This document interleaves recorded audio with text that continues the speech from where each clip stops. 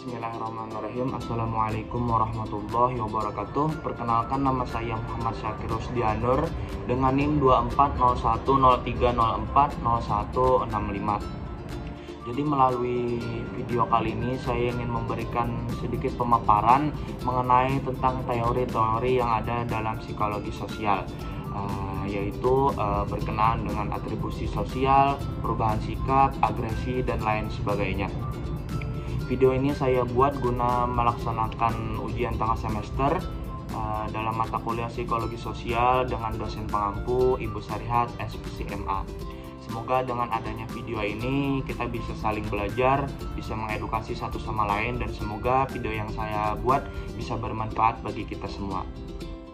Oke, memasuki video yang pertama.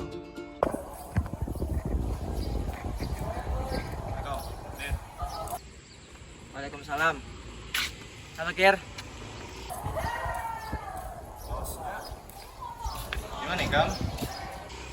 Aku ada kendala Kirena.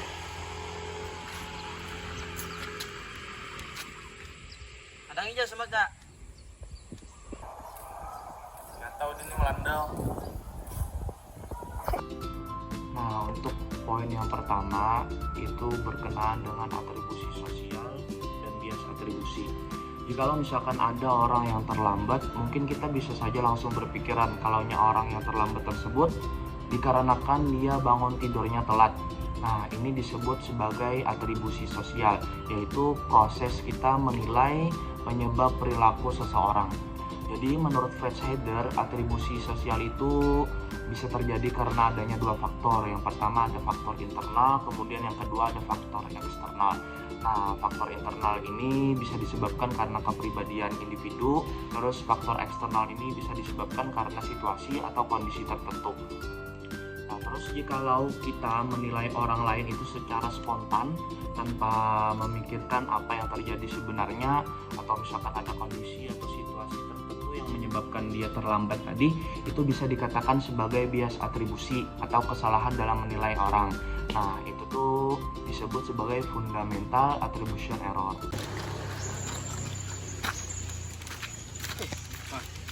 Kau pada anak gitu dah aku. Para kamu salapar kan? Nah, kada boleh kayak itu kamu udah nak pada duit kalau Bang Le. nan Aja esok aku puasa seharian. Nah, kemudian poin yang kedua ini disebut sebagai disonansi kognitif.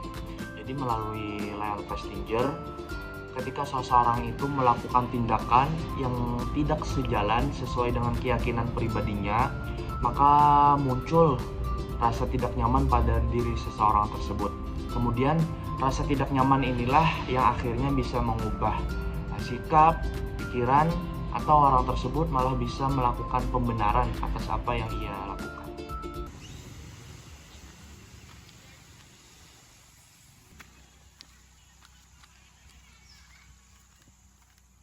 Lihat. Siannya, nah aku bantu. masing-masing. Ya, sama. Nah, kemudian poin yang ketiga ini melalui teori hipotesis empati altruisme dari Batson. Perilaku ini muncul karena kita memiliki rasa empati terhadap orang lain yang mengalami kesulitan. Nah, kemudian perilaku ini disebut sebagai perilaku prososial, yang mana perilaku ini adalah ketika kita bersukarela untuk membantu orang lain tanpa diminta dan tanpa meminta imbalan. Kir. Sudah nilai psikologi sosial sudah keluar. Ya Le. Siakati. Dulu Le. Alhamdulillah nilai kau bagus nah. Le berarti. A+ aku lah. Aku deh nah. Hah? Jadi lo kah?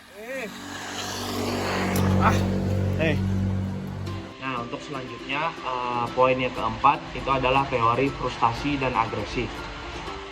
Ketika seseorang memiliki keinginan atau harapan yang kemudian keinginan tersebut terhalang atau bahkan tidak tercapai, maka seseorang itu kan cenderung frustasi. Nah, kemudian frustasi tersebut bisa berubah menjadi emosi negatif, yang kemudian emosi negatif tersebut meledak menjadi agresi.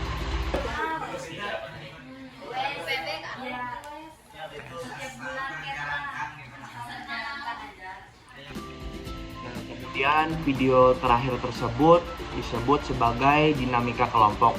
ketika ada beberapa anggota kelompok yang saling berinteraksi atau mempengaruhi satu sama lain, maka hal tersebut disebut sebagai dinamika kelompok. Nah, mungkin itu saja kiranya video yang dapat saya sampaikan.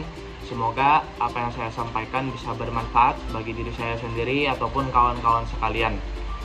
Salah silapnya mohon dimaafkan. Hadanallahu yakum ajmain. Wallahul muwaffiq ila aqwamit thoriq.